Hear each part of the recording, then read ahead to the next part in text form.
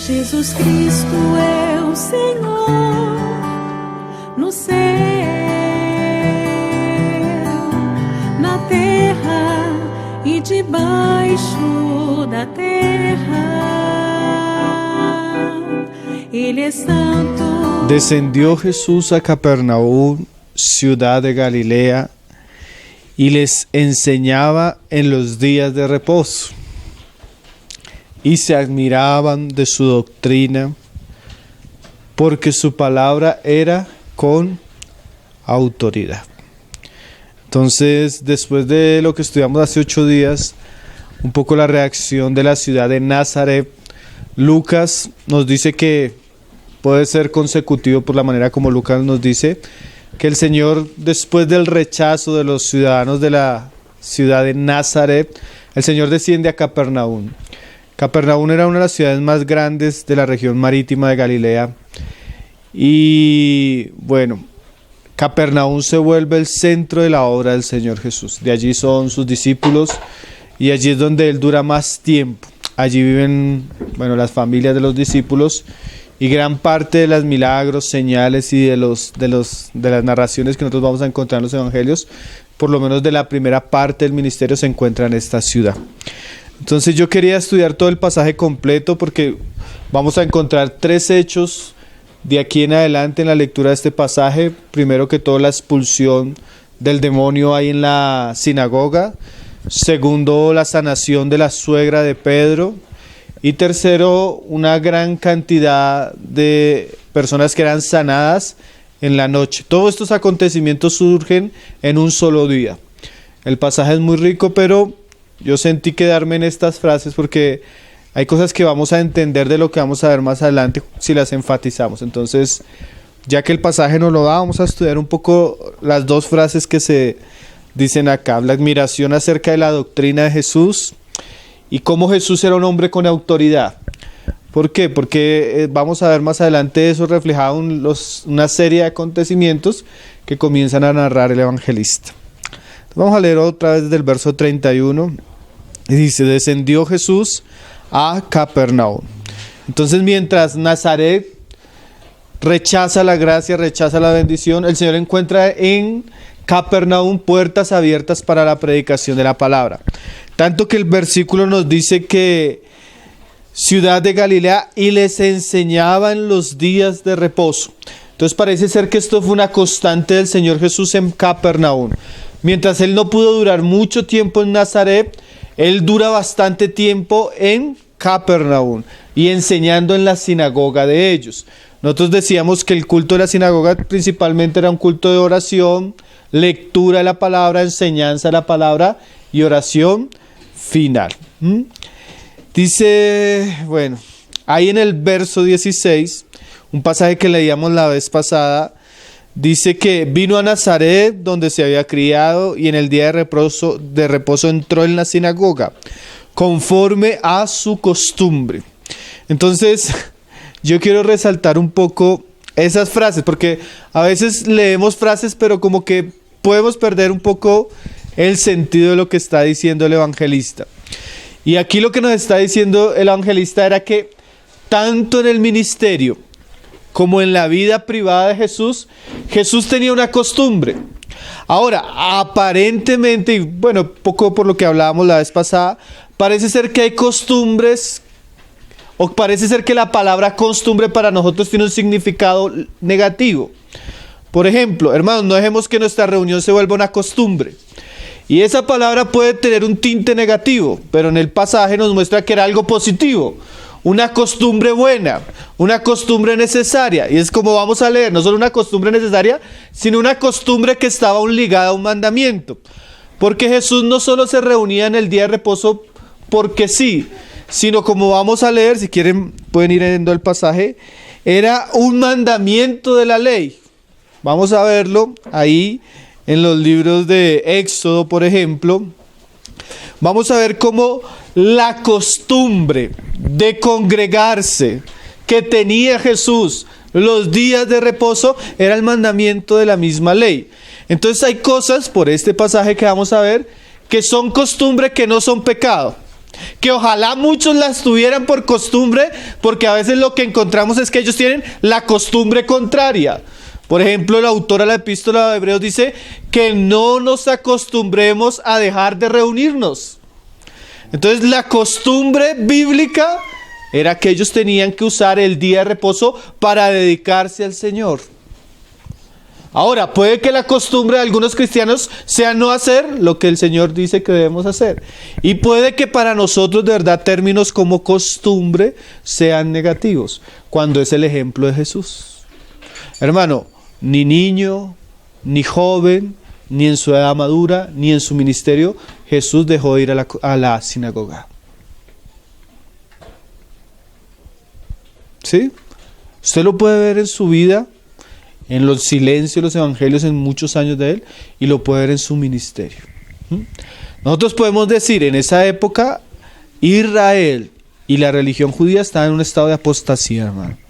Estaba en un estado de tibieza, estaba en un estado de abandonar la palabra de Dios, volver las cosas mandamientos de hombres, muchas cosas que hemos estudiado. Pero aún así Jesús tenía por costumbre. ¿Cuál era la costumbre? Cumplir el mandamiento del Señor. ¿Y qué decía el mandamiento del Señor? Ahí en Éxodo 20, verso 9 decía: 6 días trabajarás y harás toda tu obra, mas el séptimo día es reposo. O sea que el séptimo día era el día de ¿qué? De descanso, pero no era el descanso para que ellos se fueran a las playas de Capernaum. No era el descanso para que ellos tuvieran el paseo familiar, sino que el sábado era una figura del día de descanso del hombre dedicado al Señor. Porque mire cómo dice el pasaje: mas el séptimo día es reposo para Jehová tu Dios. No hagas en él obra alguna, tú, ni tu hijo, ni tu hija, ni tu siervo, ni tu criada, ni tu bestia, ni tu extranjero que está dentro de tus puertas. Entonces, eso que la palabra nos dice ahí en Lucas 4, que era la costumbre de Jesús, realmente era el mandamiento. Jesús estaba en obediencia al Señor. Ese día era para reunirse, ese día era para congregarse, ese día era para orar juntos, ese día era para leer las Escrituras, ese día era para alabar al Señor. Como decíamos, la figura de la sinagoga es una figura que surge primeramente cuando ellos salen a la deportación, porque como destruyeron el templo, ellos no tenían un lugar de reunir. Entonces, a donde llegaban los judíos, se veían más de 10 judíos o familias, se comenzaban a congregar en un lugar para orar, un lugar para estudiar las Escrituras. Pero esta figura de la sinagoga llegó a ser muy importante, porque al templo se iban pocas veces al año y era de poca influencia en la vida directa de las personas. En cambio, la sinagoga se volvió el lugar de educación espiritual para los judíos y era muy importante para la vida social y religiosa. Ahora, como estamos leyendo, Jesús tenía esto por costumbre. Claro que cuando usted ve el Nuevo Testamento hay una mudanza histórica y bíblica. Los judíos creyentes cambiaron la costumbre de reunirse el sábado a reunirse lo que en el Nuevo Testamento, en el libro de Hechos, en las epístolas de Pablo, se habla como el primer día de la semana, que es el domingo, que es el día de resurrección. Más, aunque hay la mudanza, para los cristianos siempre fue importante el día del Señor. Tanto que si usted quiere ir a Apocalipsis 1, Juan habla de ese día como el día del Señor. Dice ahí Apocalipsis 1, verso 9. Era el día del partimiento del pan, no lo dice Hechos 20. Era el día de que se recogían las ofrendas, no lo dice 1 Corintios 16. Era el día donde estaban en torno a la palabra, no lo dice Hechos también. Y dice aquí Juan, mira lo que dice en el verso 9. Yo, Juan, vuestro hermano y copartícipe vuestro en la tribulación, en el reino y en la paciencia de Jesucristo, estaba en la isla llamada Pasmos, por causa de la palabra de Dios y el testimonio de Jesucristo. Yo estaba en el Espíritu en el día del Señor. Entonces usted nota que para los apóstoles había un día que era el día donde juntos se congregaban, donde juntos perseveraban en torno a la doctrina, en torno a la mesa del Señor, donde hacían oraciones. Para ellos fue considerado el día del Señor. Eso en la historia de la iglesia es muy claro. Los cristianos no llegaron a reunirse en la época de Constantino. Lo único que hizo Constantino fue oficializar el domingo como día de descanso, pero era una práctica común ya por 3 siglos. Ahora, ¿por qué estamos diciendo esto, hermano? Porque nosotros debemos aprender de Jesús. Si Jesús, siendo predicador, siendo quien era, tenía esta costumbre podemos decir que es buena. La costumbre de estar juntos, la costumbre de estar congregados para orar, la costumbre de estar congregados a la palabra. Ese día no deberíamos trabajar, ese día no deberíamos reemplazar la reunión por paseos, ese día no deberíamos reemplazar la reunión por actividades vanas y superficiales que podemos hacer otros días. Ni nosotros, ni nuestros hijos, ni nuestras hijas, ni nuestros siervos. Es el día del Señor. No podemos creer que una persona que abiertamente, por una cuestión de trabajo, por cuestiones personales, deje de congregarse el día que la iglesia se reúne en torno al Señor y en torno a la cena del Señor, va a recibir bendición del Señor. Una persona que abiertamente desobedece la palabra, desobedece los mandamientos del Señor, seguramente su economía, su vida laboral o cualquier asunto que hace que ella reemplace este tiempo, no va a tener bendición del Señor, hermano. A veces, como les decía, hermano, no podemos cambiar las cosas que son buenas, que son necesarias. Un hermano decía, y en estos días hablaba con alguien, yo le decía, hermano, usted puede hacer muchas cosas más, pero hay cosas que son fundamentales para la vida espiritual de cualquier persona. Y una de esas cosas es congregarse. Nunca piense que usted se congrega los suficientes domingos, ni los suficientes otros días que usted se congrega. Es un deber solemne que tiene gran bendición para nosotros y que la Biblia nos manda a hacer. Entonces, cuando hay cosas que son costumbres, pero son buenas, son mandamientos de Dios, son saludables para el alma, ojalá podamos acostumbrarnos a eso. Y no, como dice Hebreos, acostumbrarnos a lo contrario. Porque uno ve que hay otros que se acostumbran a lo contrario. Por eso, hermanos, aunque algunas ciudades aquí en Colombia los hermanos tomen la decisión de reunirse el sábado, nosotros creemos que el día del Señor es el domingo. Que debemos estar ese día en torno a la cena, en torno a la palabra, porque muchos quitan el domingo para reunirse el sábado solo con la intención de poder pasear el domingo. Cuando es el domingo debería ser el día del Señor. Hay iglesias, hermano, en muchos lugares. Yo he estado en ciudades en Brasil donde toda la iglesia se reúne todo el domingo. Tienen culto en la mañana, almuerzan juntos, tienen comunión y vuelven a congregarse otra vez. ¿Por qué? Porque es el día del Señor. Entonces, hay cosas que a veces nosotros pensamos que, no, hermano, es que no hay que ser religioso. No, hermanos, es que ¿para qué tantas reuniones?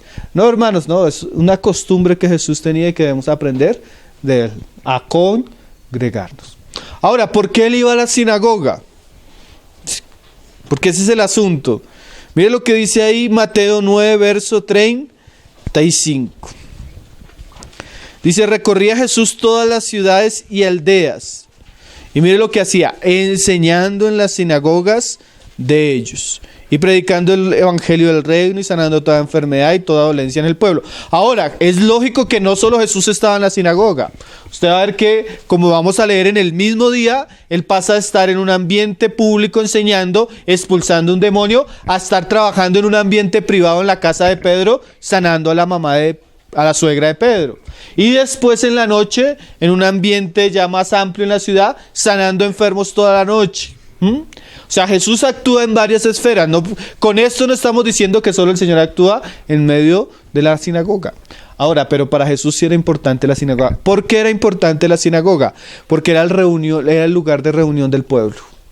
Era donde el pueblo estaba junto. Era donde el pueblo estaba junto para adorar a Dios y era donde el pueblo estaba junto para escuchar la palabra. Entonces, siempre que Jesús iba a la sinagoga, generalmente encontraba un ambiente propicio para él poder enseñar. ¿Y esto por qué es bueno? Porque Jesús tiene corazón de pastor. Y como dice en este pasaje, después de que se nos muestra qué hacía Jesús, mire lo que él dice. Y al ver las multitudes tuvo compasión de ellas. Entonces Jesús era un hombre de multitudes. Jesús amaba a las multitudes. Jesús como pastor cuidaba de sus ovejas. Porque imagínense un pastor sin ovejas.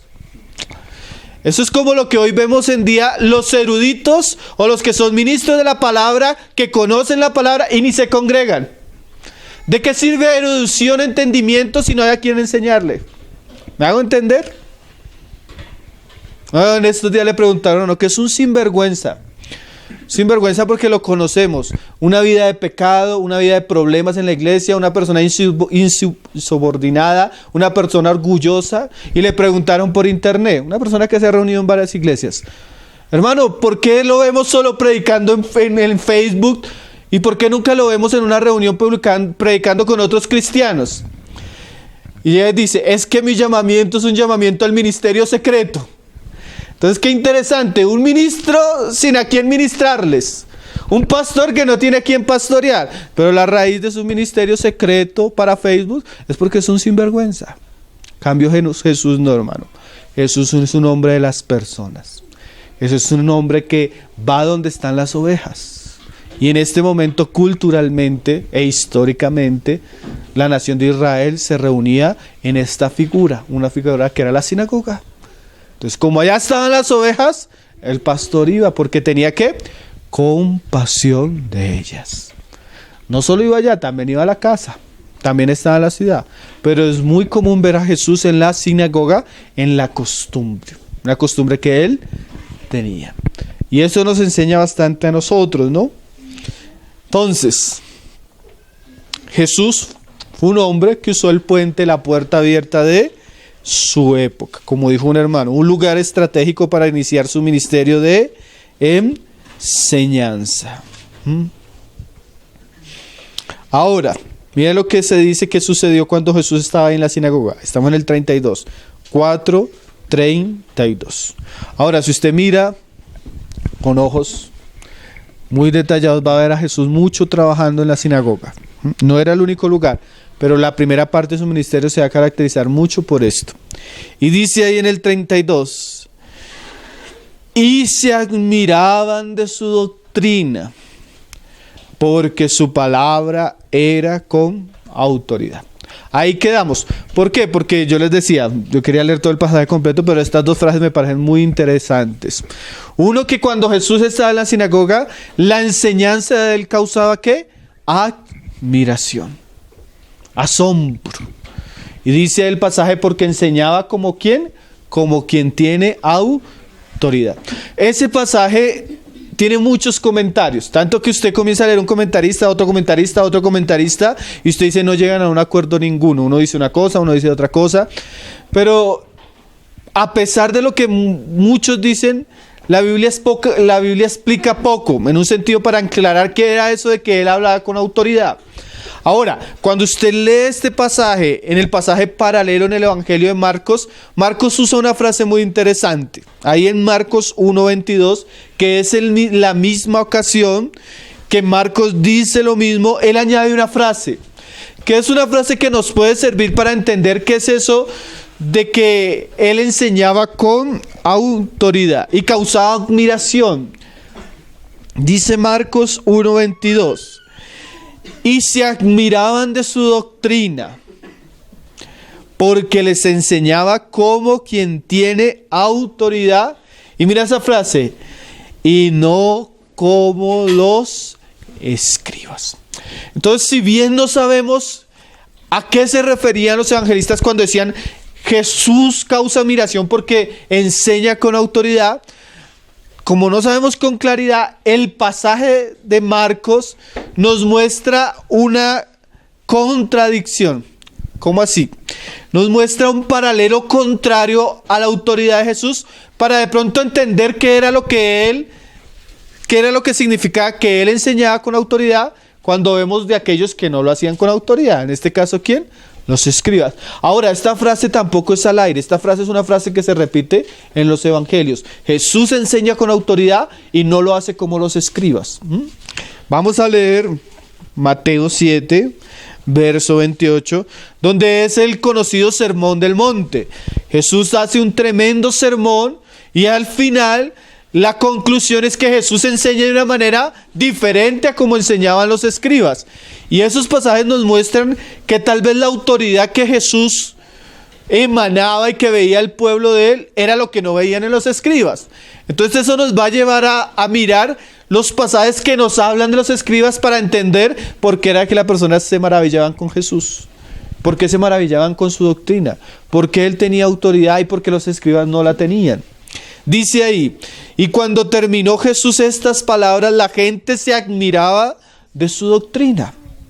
Y nosotros también, cuando comencemos a estudiar la doctrina de Jesús, porque hasta ahora no hemos comenzado, vamos a admirarnos, porque la verdad la doctrina de Jesús es sumamente preciosa. Porque les enseñaba como quien tiene autoridad, y mira otra vez la frase, y no como los escribas. Ahora, ¿cómo eran los escribas? Para que podamos entender cuál era la autoridad de Jesús que ellos no tenían.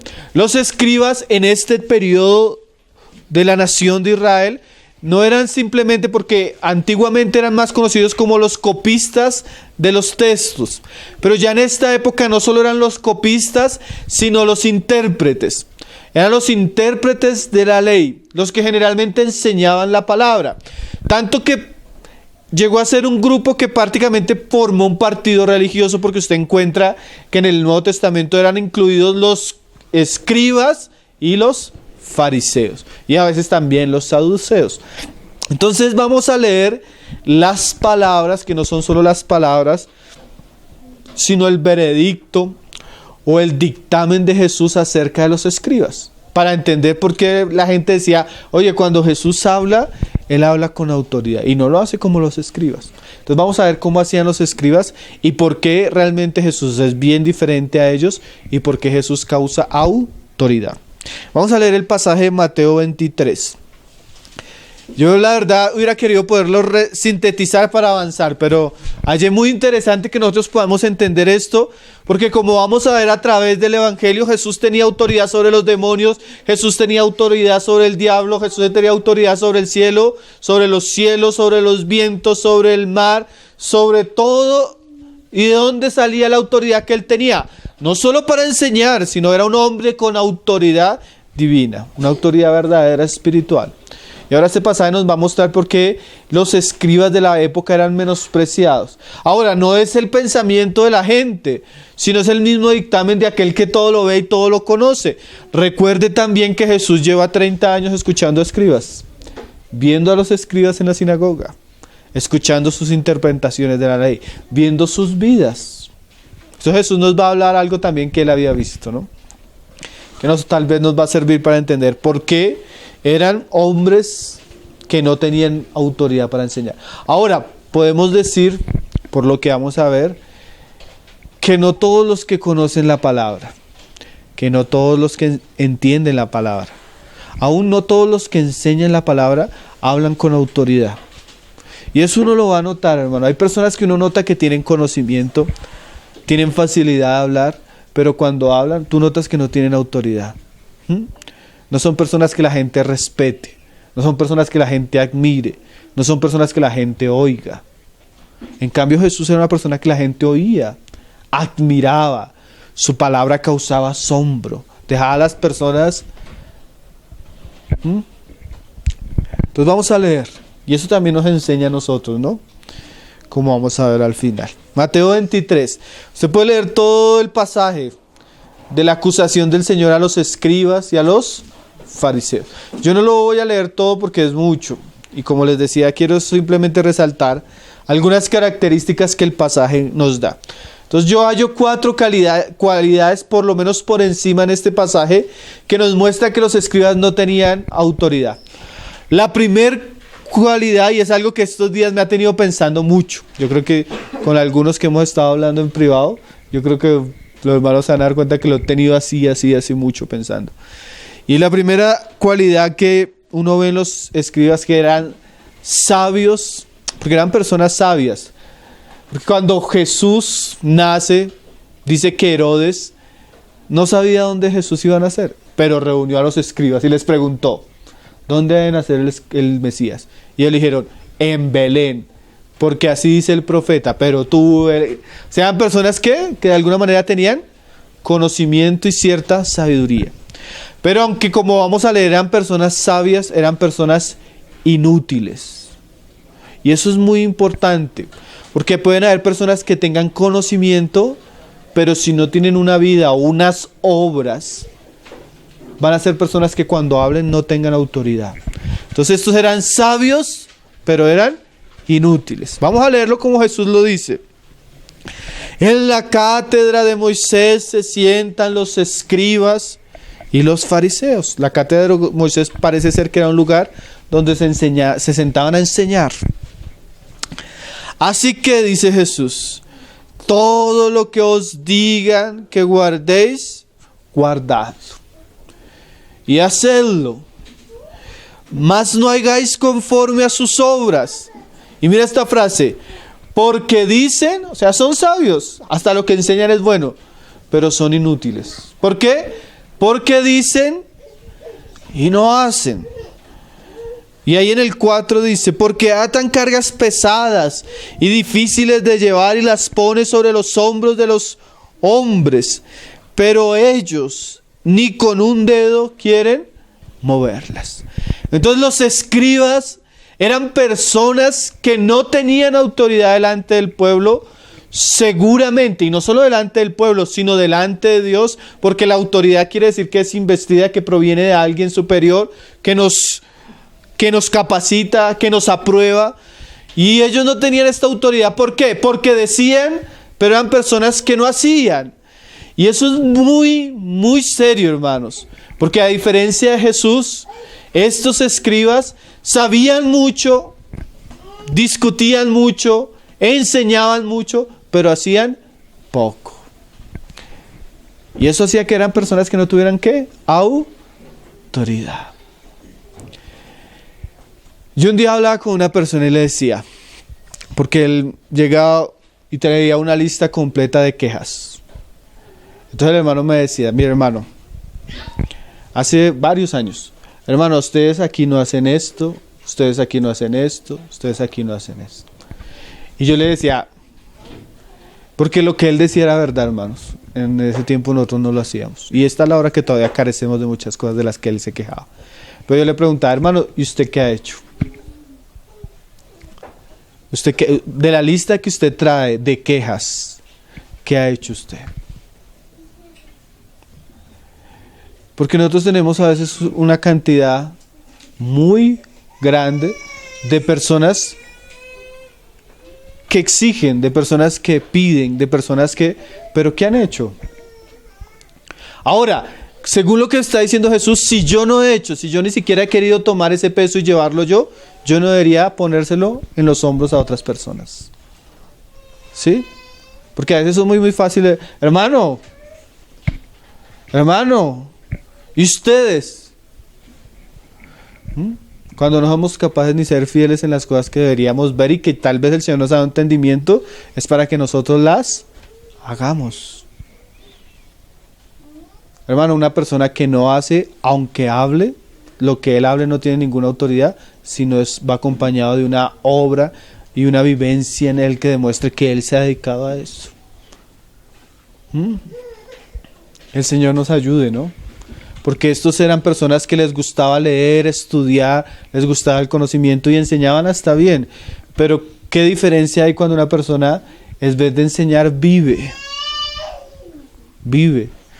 Por ejemplo, lo que yo les iba a decir, hermano, el pasaje de Lucas 4, correspondiente a Marcos 1 y al pasaje de Mateo, describe 24 horas del día de Jesús. Jesús se levanta, va a la sinagoga, predica en la sinagoga, expulsa un demonio en la sinagoga, vuelve a la casa, hay una enfermedad en la casa, ora por la suegra de Pedro, se sana, sale a la tarde, se llena la ciudad de enfermos, él dura casi toda la noche expulsando demonios y sanando enfermos, y al día de la mañana madrugó a estar orando para el Señor, porque el Señor le iba a decir que le era necesario recorrer todas las ciudades alrededor. Jesús no era un hombre de palabras, Jesús era un hombre de hechos. Jesús no era solo el gran teólogo, Jesús era el gran pastor. Jesús era el hombre entregado, el hombre dedicado, el hombre de trabajo. Qué precioso, ¿no? Por eso cuando Jesús hablaba aún de las necesidades, aún de las debilidades, aún de los pecados, aún de los desafíos que tenía su generación, era porque era un hombre entregado. Era un hombre que tenía, como Pablo podía decir, yo he trabajado. Y no solo he trabajado más que los otros apóstoles. A veces precisamos trabajar, ¿no? Antes de hablar. Porque a veces hablamos de cosas que por ahí hemos visto de vida o hemos oído de oídas y repetimos. Entonces, qué bueno que Dios levante personas que tengan autoridad, pero la autoridad surge de una realidad en la vida de ellas, de una vida, de un trabajo, de un testimonio, ¿no? ¿Qué era lo que fallaban estos escribas? Un pasaje también que leí, escuché en estos días que me causó mucho impacto fue Marcos 9:14. El pasaje de Marcos es cuando Jesús está en la presencia, en el monte, hay la transfiguración, está con Pedro, Jacobo, Juan. ¿Ustedes recuerdan el pasaje? Y el hermano Hernández Díaz López dice, hay varias etapas espirituales ahí. Están aquellos que suben al monte, como Juan, Jacobo y Pedro, y ven la revelación, tienen la experiencia, pero no tienen entendimiento. No tienen entendimiento quién es Cristo, la centralidad de Cristo. Tanto que le dicen al Señor, Señor, es bueno que hagamos una ramada para ti, para Moisés y para Elías. Personas que tienen revelación, pero no tienen entendimiento de quién es Cristo, la autoridad de Cristo y la supremacía de Cristo. Él decía, ese es un estadio. Ahora, hay otro estadio, los que no suben al monte, que se quedan abajo del monte. Usted va a ver que solo subieron 3 discípulos. Y esos que se quedan debajo del monte, viene una necesidad. ¿Cuál es la necesidad?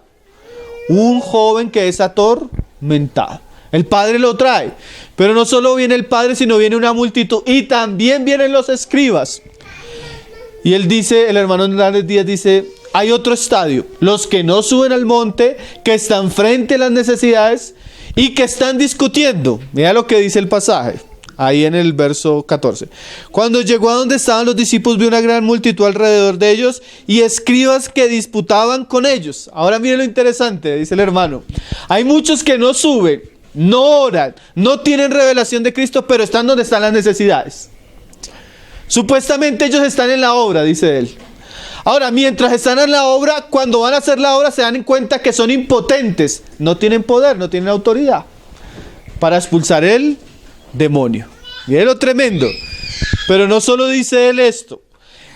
En vez de estar haciendo la obra, están discutiendo en relación a la obra.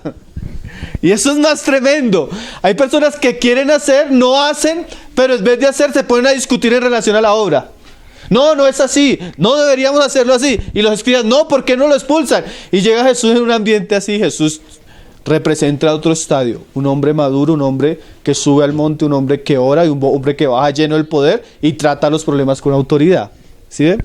Pero lo que me impactaba es esto, a veces no hacemos la obra, somos impotentes, pero sí estamos discutiendo, hermano. Terrible, ¿no, hermano? Yo me he sentado en reuniones donde hay 7 gatos peleando acerca de la obra y de esos 7 no hay 5 que trabajen en la obra. Qué tremendo, ¿no? Discutimos en cosas que no hacemos.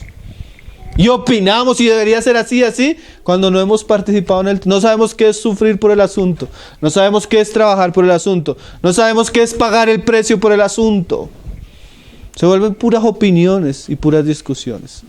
Y eso representan estos escribas. Hombres que saben, que enseñan, pero no quieren poner el dedo en el arado. Porque si usted se pone a pensar, imagínese cuántas aldeas tenía Galilea. Y Jesús recorriendo, viajando, predicando, trabajando, soportando a los discípulos, soportando a los enemigos, soportando. Jesús era un hombre que realmente el título de Isaías le cabe, que él era el siervo. O sea, un hombre que con las manos en el arado trabajando. Los escribas no, los escribas eran el erudito del seminario que no bajaba a soportar las aflicciones que tienen que ver con la edificación y el trabajo de Dios. Entonces el primer asunto que nos muestra de pronto por qué los escribas, de pronto no, seguramente, no tenían autoridad porque eran hombres que sabían, entendían, pero no hacían. No hacían, hermano. Y eso puede ser un pecado diferente de Jesús. Mire Jesús. Ahí bueno, ya leímos todo el pasaje de Lucas 4, donde yo decía, 33 está en la mañana, Lucas 4:38 está en la tarde, Lucas 4:40 está en la noche y Lucas 4:42 está en la madrugada. 24 horas del día del Señor Jesús, trabajando a toda hora. Leamos Hechos 20, verso 18, porque a mí me gustan las palabras de Pablo, siempre las hemos leído, porque es un buen ejemplo. Pablo también es un buen ejemplo de un trabajador. Pablo es un ejemplo de un hermano que puede decir varias cosas que a veces nosotros no sabemos si lo podemos decir. Y decía, Pablo 20:18, cuando vinieron a él les dijo, hablando con los ancianos de la ciudad de Éfeso, porque él había durado 3 años con ellos. Ahora él se iba y probablemente no los iba a ver. Y en su despedida, pues él saca lo que él había dicho. Dice, vosotros sabéis cómo me he comportado entre vosotros todo el tiempo. Y eso es muy interesante, hermano, porque las personas saben cómo nos hemos comportado, cómo hemos trabajado, si hemos trabajado, si no hemos trabajado, si hemos hecho o si no hemos hecho. Y con 3 años ya era suficiente para saber qué tipo de persona era Pablo, ¿no? ¿Cierto? Pablo dice, hermano, ustedes saben cómo me he comportado este tiempo. ¿No? Qué bueno que nosotros siempre decimos, hermano, y yo me he dado cuenta de eso en la práctica también, las personas a nuestro alrededor no son, y perdónenme la palabra, las personas a nuestro alrededor no son estúpidas. Las personas a nuestro alrededor saben cómo nos comportamos, saben qué hacemos o qué no hacemos, aunque no nos estén diciendo. En estos días hablábamos con una hermanita y le decíamos, hermanita, estamos preocupados porque la situación de la iglesia nos preocupa, tanta apatía, tanta falta de compromiso, tantas cosas, y uno pensaría que es un asunto de nosotros. Y ella comenzó a decir, uy, sí, hermano. Y ella comienza a decir, porque fulano de tal no hace esto, fulano de tal no hace esto, fulano de tal no se congrega. Y dijo la lista de todos los hermanos y nos dio las características de los que son fieles y los que no son fieles. Una hermanita. Y uno cree que la que está por ahí no está pensando qué están haciendo. Y ella dijo... Y lo que ella dijo, yo después de que yo lo dijo, yo dije, amén. Dijo, fulano de tal esto, fulano de tal esto, fulanita de tal esto. Y yo decía, la gente nos está mirando. Y la gente sabe cómo nos estamos comportando, si estamos haciendo, si no estamos haciendo, cómo estamos viviendo. Eso nos debe despertar para no ser como los escribas, sino para ser como Jesús, hermano. Personas no solo de entendimiento y sabiduría, sino personas de hecho y de verdad. Que nuestra sabiduría va acompañada de ¿qué? De una vida verdadera y genuina. Amén. Dice Pablo, desde el primer día que entré en Asia, sirviendo al Señor con toda humildad. O sea, las personas deben saber cómo estamos desde el primer día. Hermanos, si diéramos un reporte de ustedes del primer día, ¿qué aparecería? Como Elías, que lo buscaban y no lo encontraban, desaparecido. ¿Qué dirían las personas de nosotros desde el primer día? Ahora, hermano, nuestra vida nos da autoridad o no la quita. Una vez un hermano yo tuve que discutir, me dijo, hermano, ¿ustedes por qué no me dejan predicar? Y yo le dije, hermano, por su vida. Ni hoy, ni por lo menos unos 3 años. Y no volvió. ¿Por qué? Porque es que su vida no daba, hermano. No daba ni para... No daba para nada, hermano. Y era una persona que se sentaba a hablar con él. Fue de los primeros maestros que yo tuve la palabra. Y usted póngase a hablar del nuevo orden mundial, póngase a hablar del anticristo, póngase a hablar del Illuminati con él, póngase a hablar de un poco de cosas, hermano, que ni yo nunca he enseñado esos temas. El hombre tiene una tremenda memoria y una facilidad para enseñar. Pero era un hermano que ni se congregaba, hermano. Siempre que llegaba a la reunión armaba problema. Persona orgullosa, sin humildad, sin servicio. Solo quejas, solo reclamos. Personas así no prosperan porque su vida no tiene ¿qué? Autoridad.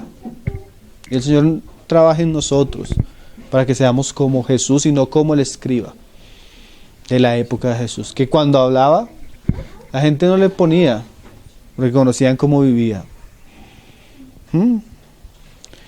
Dice en el 31, por tanto velad acortándoos que por 3 años, de noche y de día, no he cesado de amonestar con lágrimas a cada uno. Entonces el primer característica de los escribas, sabios inútiles. Sabían, enseñaban, pero ellos no querían poner ni siquiera el dedo ahí, hermano.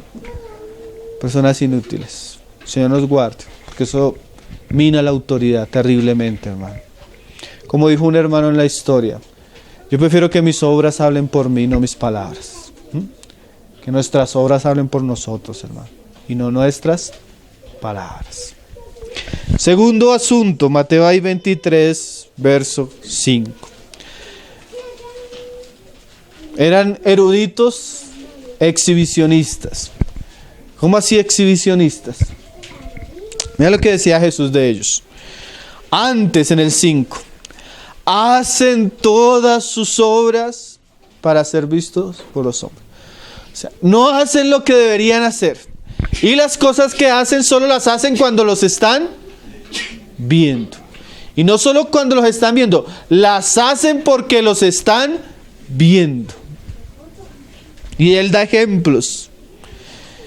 Ensanchan sus filacterias y extienden los flecos de sus mantos y aman los primeros asientos en las cenas y las primeras sillas en las sinagogas y las salutaciones en las plazas y que los hombres lo llamen rabí. O sea, solo hacen las cosas cuando lo están mirando. Yo en estos días vi un meme cristiano, me pareció gracioso. Entonces dice el meme, cuando te descubre el de la cámara en la alabanza. Entonces está en la alabanza y el sujeto está así, pero cuando ve que le pusieron la cámara y se arrodilla. ¿Por qué? Porque tiene la cámara. Ahora, uno cree que las personas no nos ven, hermano. Eso es interesante, las personas creen que uno no las está viendo. Entonces, y eso pasa, nomás en la reunión pasa, estamos así y el otro está por allá o se está durmiendo y cuando ve que lo están viendo eso... de una vez se despierta. Ay, hermano. Los eruditos, los escribas, no tenían autoridad porque la gente se da cuenta que solo servían para ser vistos. Ahora, eso es una tendencia natural en nosotros, hermano. Hacer las cosas solo cuando nos están viendo. Y Jesús enseñaba que debíamos tener cuidado de esas cosas. Por ejemplo, Mateo 6, porque cuando les decía que viendo los pecados de los escribas podíamos ver la autoridad de Jesús, es muy cierto porque Jesús lo enseñaba. Jesús enseñaba que fuéramos guardados de la levadura de los escribas, que fuéramos guardados de la hipocresía de los escribas. ¿Y cuál era la hipocresía de los escribas? Que solo servían para ser vistos, para ser llamados. Mira lo que él decía.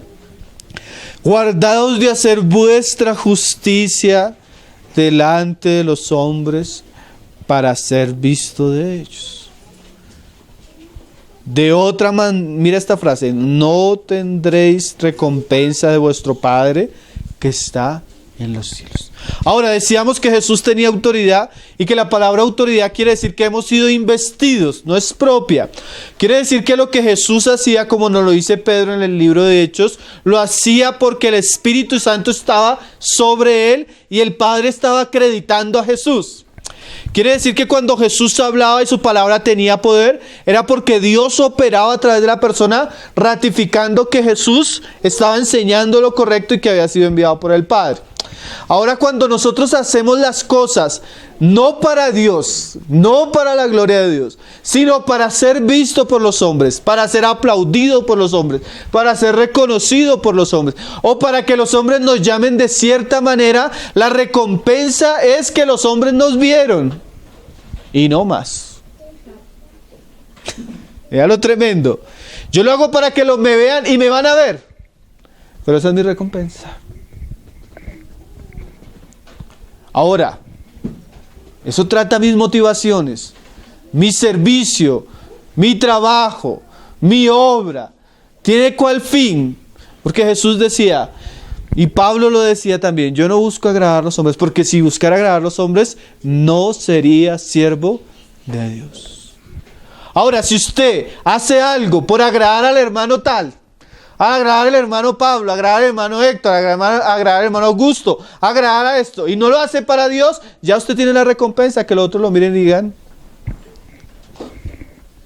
Pero usted no va a obtener autoridad de arriba. ¿Sí? Y eso es un gran pecado, hermano, porque cuando decimos acá que usted haga algo, no es para que cuando nosotros volteemos a mirar, usted comience a hacer. Porque esa no es la enseñanza de Jesús. La enseñanza de Jesús es que cuando usted esté en su secreto, usted puede hacer las cosas que ha aprendido de Dios, para Dios, aunque nadie lo vea. Pero si su Padre lo ve en el secreto y usted lo hace para Él, Dios le va a dar autoridad. Dios va a ratificar que lo que se está haciendo es algo de Él. Dios va a mostrar su agrado. ¿Y eso cómo se va a ver? Jesús era una persona que cuando hablaba las personas se maravillaban y Él hablaba como quien tiene autoridad. ¿Por qué? Porque el Padre iba detrás, ratificando sus hechos.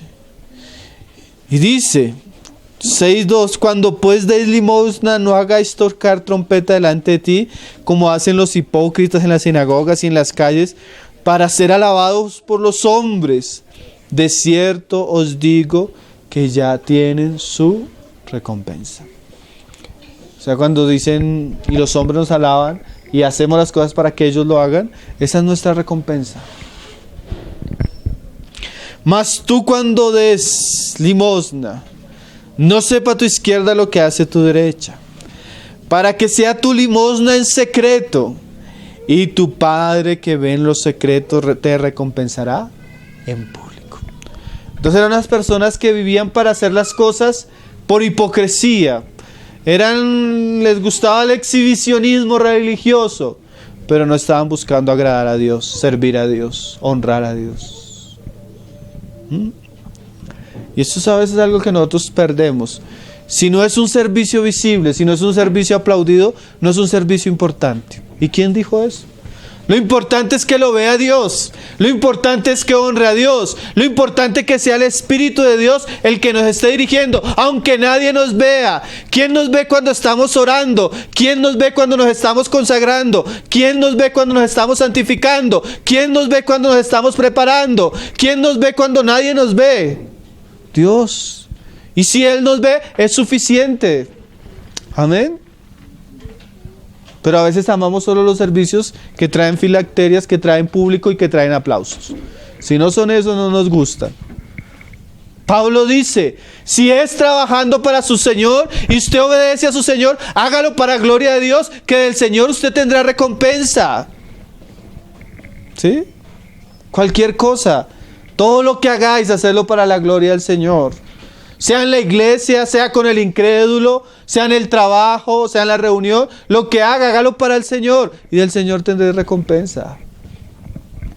Ese es el espíritu de la Escritura. Nosotros no tenemos una vida cristiana y una vida secular, hermano. Ni su trabajo es secular. Ahí donde usted está en su trabajo, usted puede hacer un altar para glorificar a Dios y honrarlo a Él. Y ser honesto, y ser santo, y ser fiel, y ser consagrado, y ser puro donde nadie lo ve. Pero no. Generalmente a nosotros nos gustan los puestos donde hay aplausos, donde hay primeras sillas, donde nos llaman de cierta manera. Jesús no era de... Jesús muchas veces hizo muchos milagros en la sombra del silencio. Y a los que le hacían milagros le decía, no lo divulguéis, no les digáis, no digáis que yo soy el Cristo. ¿Por qué? Porque Él no estaba buscando ¿qué? La gloria de los hombres, como los escribas sí lo buscaban. Y eso es un terreno que nos engrandece delante de los hombres, pero que nos vuelve pequeños delante de Dios. Juan 4, verso 32. A mí me gusta este pasaje porque es la obra en secreto. Jesús desciende por Samaria, por donde nunca pasaban los demás judíos, y manda a los judíos, a sus discípulos, a comprar comida. Van los discípulos a comprar comida y mientras nadie lo está viendo, se le acerca una mujer, cosa que no hacían en la época porque primero, un judío no hablaba con una mujer, aunque fuera judía. Y segundo, menos con una samaritana, porque había rivalidad entre ellos. Jesús está rompiendo todos los estereotipos. No está en la sinagoga, no está frente a las personas, está en Samaria, hablando con una mujer. Y Jesús comienza a hacer una obra evangelista donde nadie lo ve. Le predica a la mujer, ya se convierte, se va y llegan sus discípulos. Ahora, ¿por qué vamos a resaltar la frase? Mira la obra en secreto, la obra para el Padre. En el 32 ellos le dijeron que si quería comer. Él les dijo, yo tengo una comida que comer que vosotros no sabéis. Entonces los discípulos decían unos a otros, ¿le habrá traído a alguien de comer? Jesús les dijo, mi comida es que yo haga la voluntad del que me envió y acabe su obra. Mientras ellos ni siquiera sabían, Jesús estaba haciendo la obra. Mientras ellos ni siquiera entendían, porque ellos están en ese momento preocupados por la comida, Jesús estaba haciendo la obra. Qué precioso, hermano, que mientras a veces los otros están preocupados por otras cosas, nosotros podamos estar haciendo ¿qué? La obra.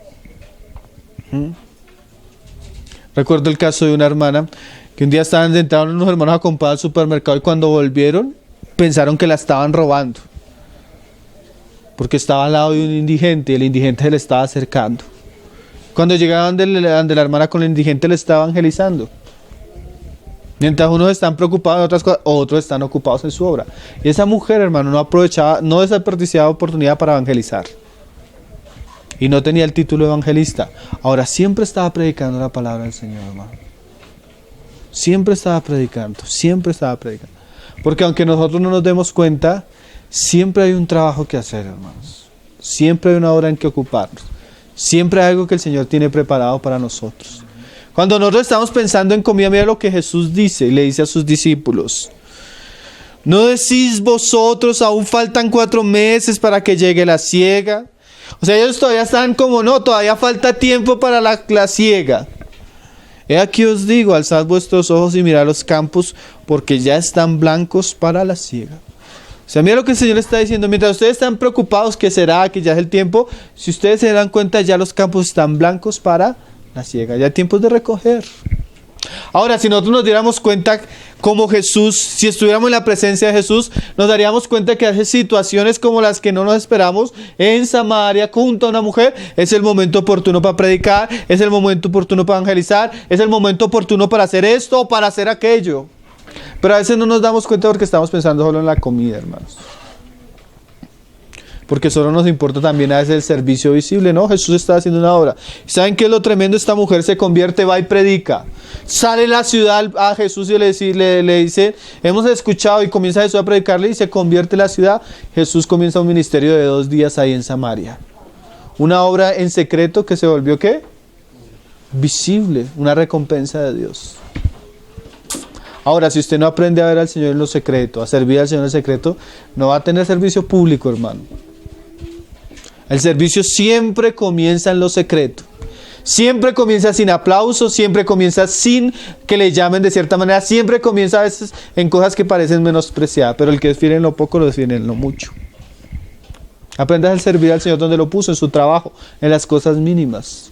El que se humilla va a ser engrandecido, el que se enorgullece va a ser ¿qué? Quebrantado, humillado.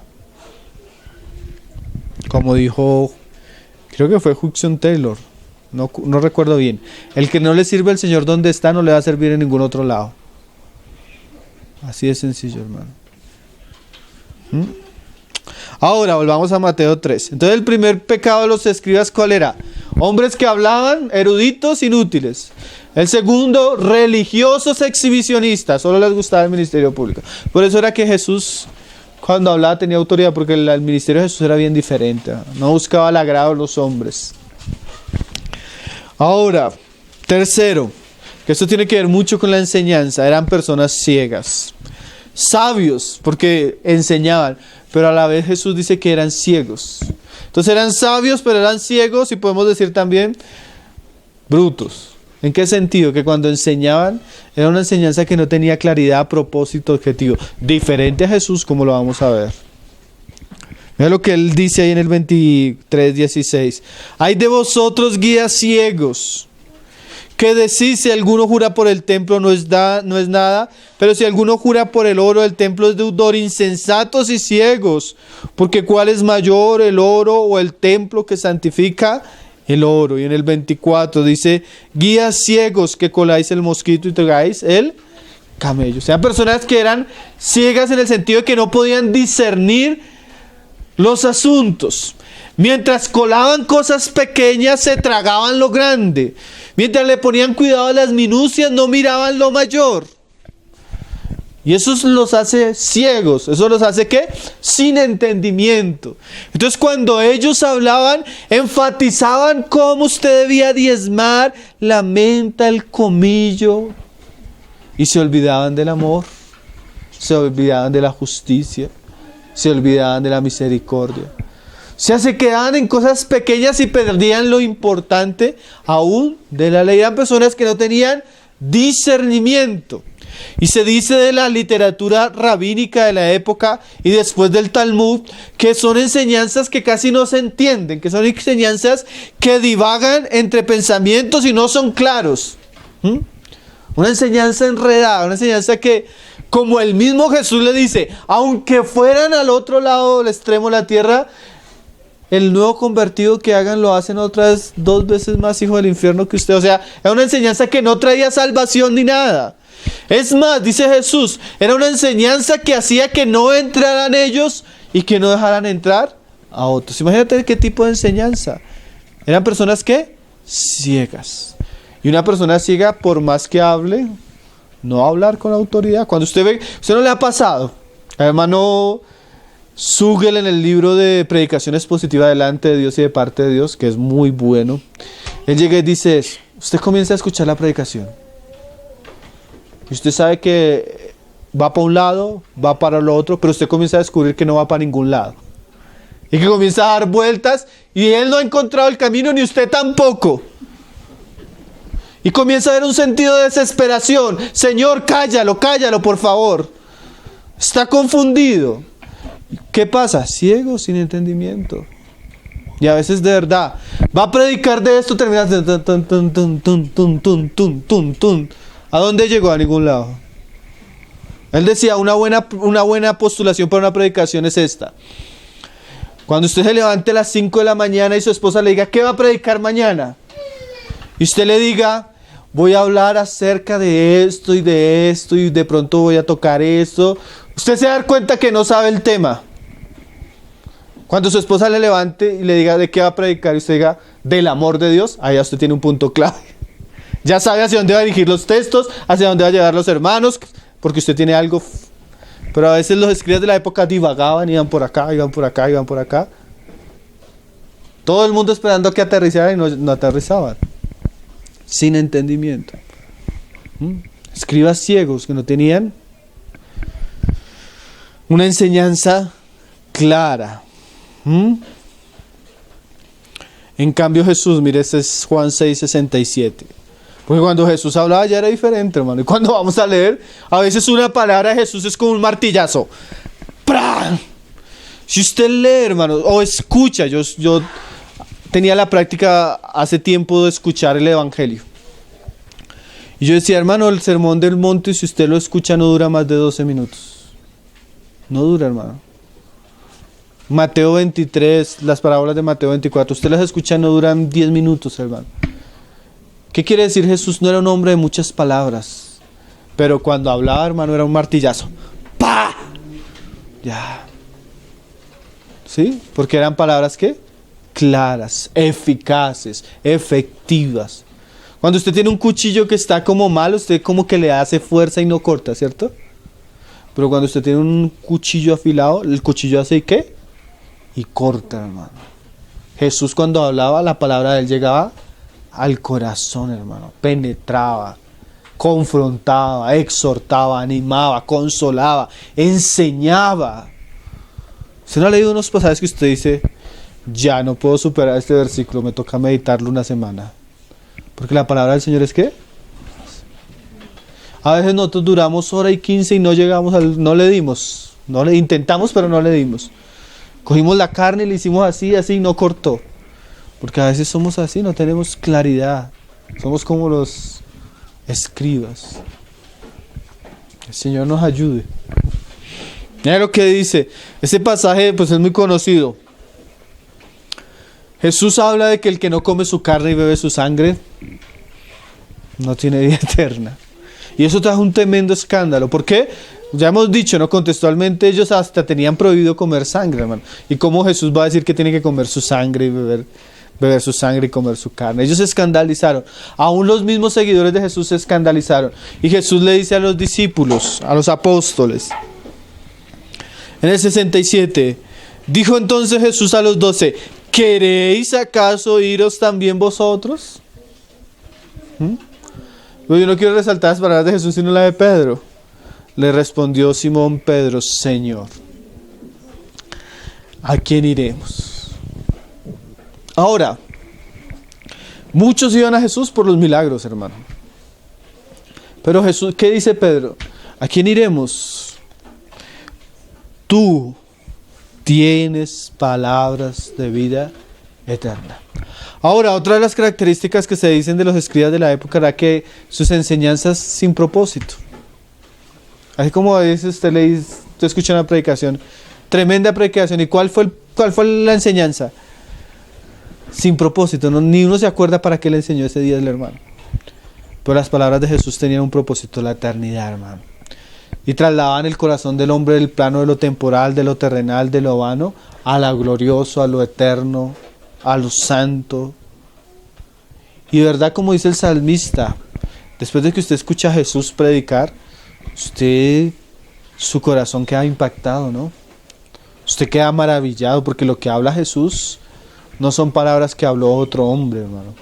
Jesús habla con un conocimiento, con una profundidad, con una autoridad que no habló ningún otro hombre. Con razón Pedro decía, ¿no? Pero Señora, si nos vamos, ¿para dónde nos vamos a ir? Si solo tú tienes palabras de vida eterna. Jesús había dicho, mis palabras son espíritu y son vida. Ellos solo veían el asunto de cómo que iban a beber su sangre, comer su carne. Pero las palabras que Jesús está hablando era que espirituales, y como espirituales producían y saciaban el ser del hombre que había sido creado solo para Dios y que solo se sacia en Dios, pero que a veces la religión no suple. Porque el escriba puede saber mucho, pero cuando habla, usted siente que su alma, ¿qué? No es satisfecha. Usted siente que su ser, ¿qué? Todavía tiene hambre y sed de justicia, de Cristo, del Espíritu. En cambio, cuando Jesús hablaba, era alguien que saciaba, hermanos. Cuando Jesús enseñaba, las multitudes eran, ¿qué? Asombradas.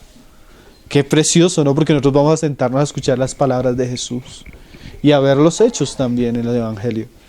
Pero qué bueno saber que cuando Jesús habla, sus palabras nos pueden dar vida, nos pueden saciar, nos pueden alimentar, nos pueden quebrantar, nos pueden desnudar, nos pueden confrontar, porque son palabras bien diferentes a las de cualquier hombre. Porque Jesús no era como los escribas. Los escribas, aún hablando, no dejaban entrar a las personas al reino de los cielos.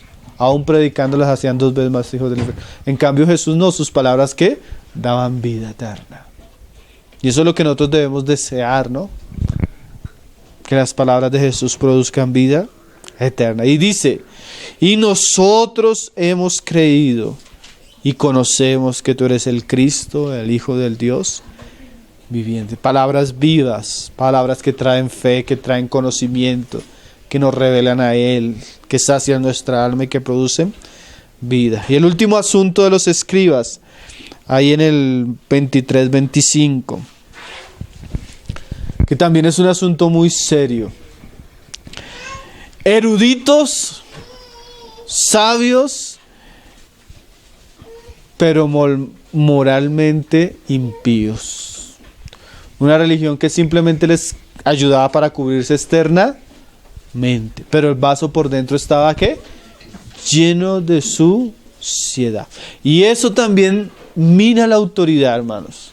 Una persona puede enseñar muy bien, tener toda la elocuencia, pero si su vaso está sucio, hermano, eso daña el testimonio, hermano. cuando hay pecado, cuando hay cosas dentro de nosotros, eso nos mina la autoridad. Y no solo la autoridad delante de los demás, sino aún nuestra autoridad propia, ¿no? Nuestra conciencia. Nos dice, no, hermano, usted para hablar eso tiene que esperar. Tiene que limpiarse de esto, limpiarse de aquello, limpiarse de aquello. Dice ahí el 23, 25. Ay de vosotros, escribas y fariseos hipócritas, porque limpiáis lo de afuera del vaso y del plato, pero por dentro estáis llenos de robo y de injusticia. Fariseo ciego, limpia primero lo de dentro del vaso y del plato, para que también lo de fuera sea limpio. Entonces el pecado, la suciedad interna, el robo, la envidia, la lujuria en el corazón, no tratada, no limpiada, nos hace vasos ¿qué? Sucios.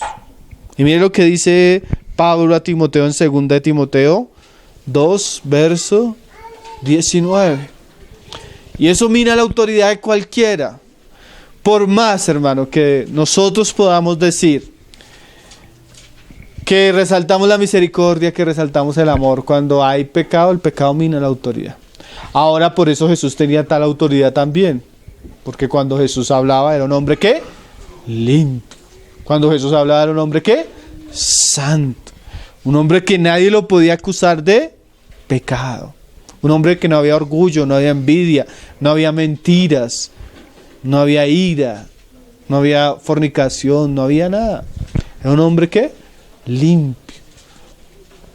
Dice el Señor ahí por Pablo a Timoteo, pero el fundamento de Dios está firme, teniendo este sello. Y mire esta frase tan interesante, hermano. El fundamento de Dios es ¿qué? Firme. El fundamento de Dios no es algo endeble, no es algo sólido. Ahora, el fundamento de Dios tiene un sello. ¿Cuál es ese sello?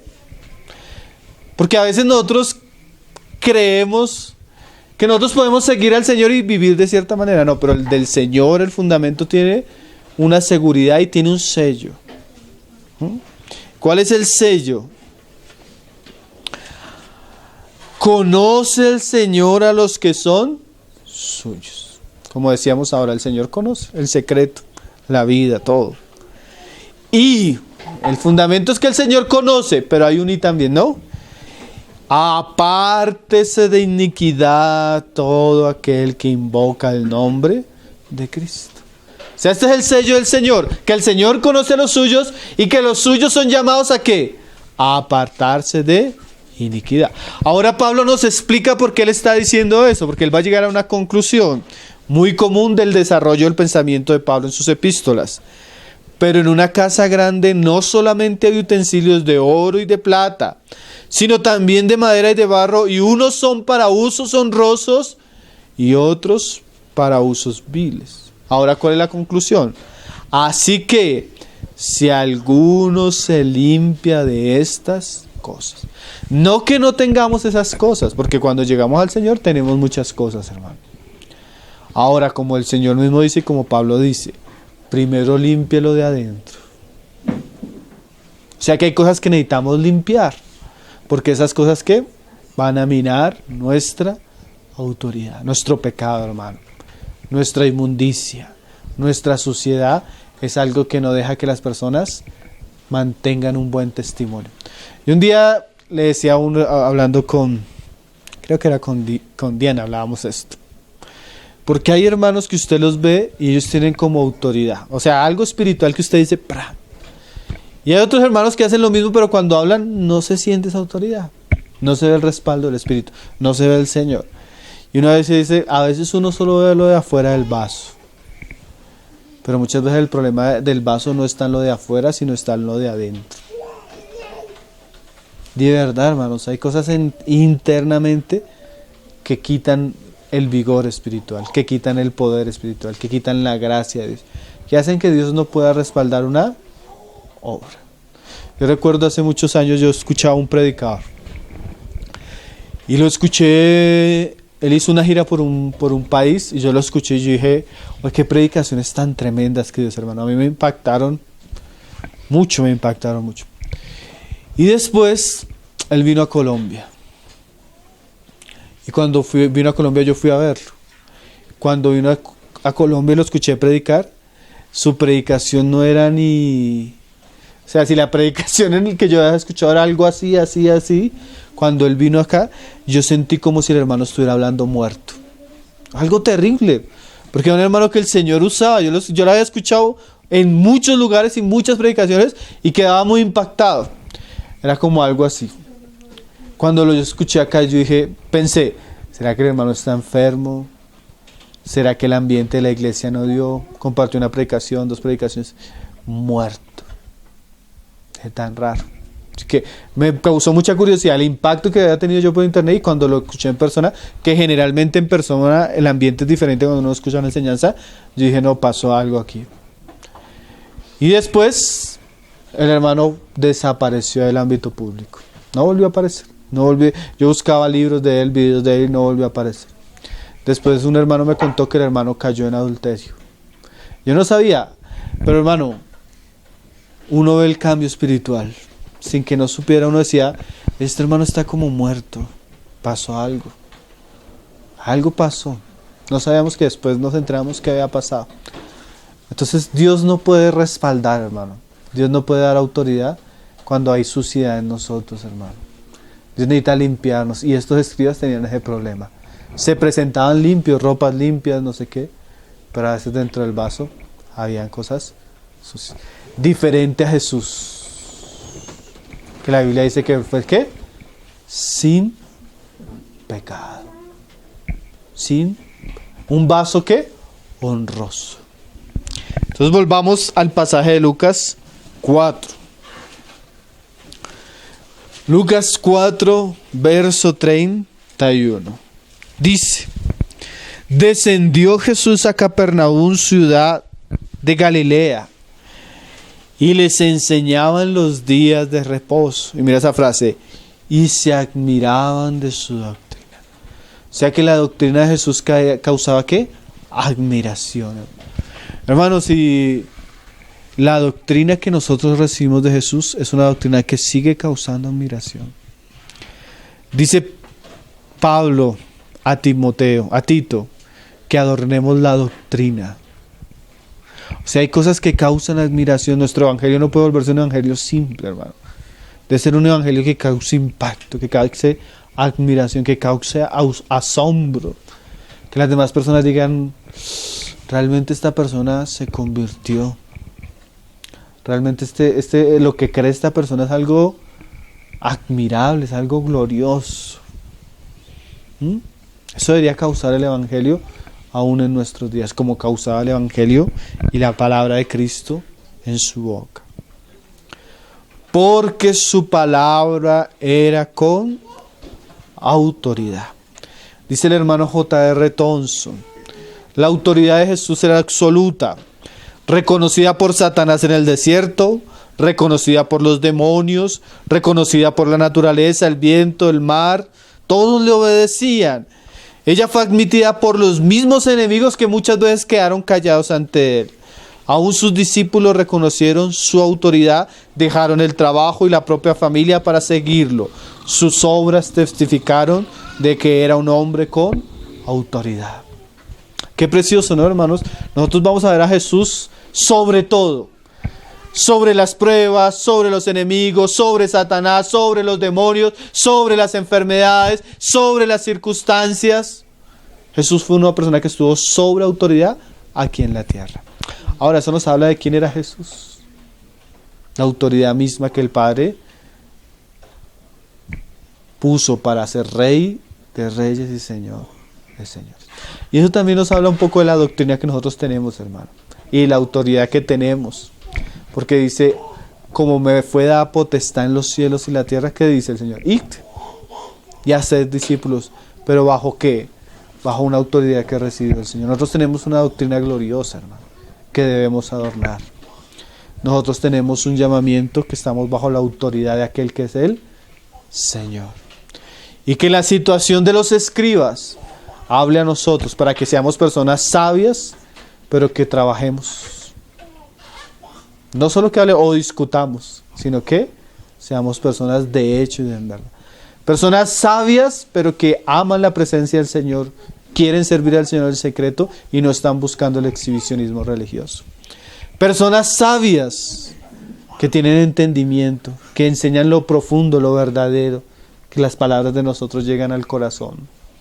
Y eso no solo para el predicador, hermano. ¿Cuántas personas usted en su trabajo, familiares, necesitan una palabra que llegue al corazón y que traiga vida eterna? Que usted pueda explicar el Evangelio, que pueda aconsejar, que pueda exhortar a su compañero de trabajo, a su hermano, a su primo, a su... Personas que tengan lengua de sabios, que la palabra sea verdadera y traiga vida a los otros, ¿no? El Señor nos ayude. Y personas limpias, hermano. Que el Señor nos limpie de todo para que podamos ser, ¿qué? Vasos de honra. Que el Padre pueda usarnos. Entonces este pasaje nos va a introducir a ver a Jesús expulsando con autoridad a un demonio, sanando una enfermedad, limpiando y tratando a multitudes con muchas cosas, orando también. Un hombre realmente admirable, nuestro Señor Jesús. Vamos a orar. ao leão de Judá.